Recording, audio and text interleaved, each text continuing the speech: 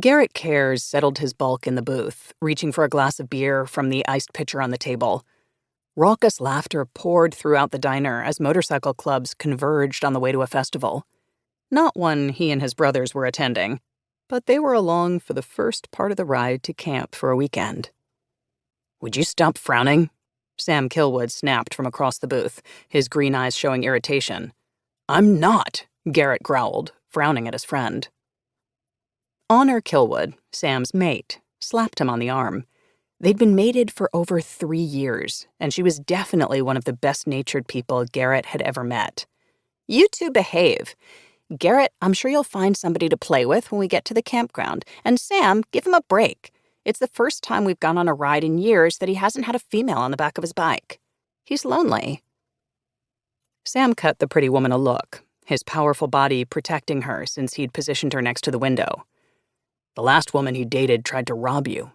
At knife point." Honor chortled. "Yeah, but I kicked her ass. Those training sessions have gone well."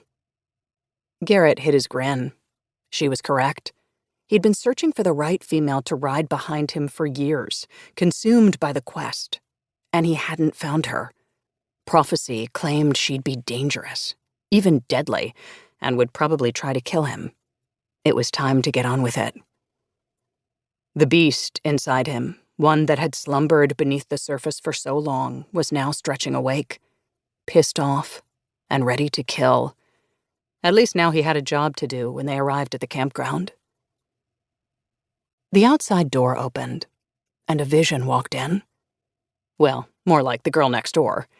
She wore a frilly green blouse, white capri jeans, and sexy tan wedges that showed off her dainty pink toenails. It was autumn, and she should have been wearing a jacket. A slouchy bag looked heavy over her fragile shoulder. Her auburn hair curled down her back, and an air of pure irritation emanated from her. Looking like an indignant kitten, she stomped right into the middle of the diner, next to Garrett's table, not seeming to realize she'd walked into a den of wolves. The man behind her definitely noticed.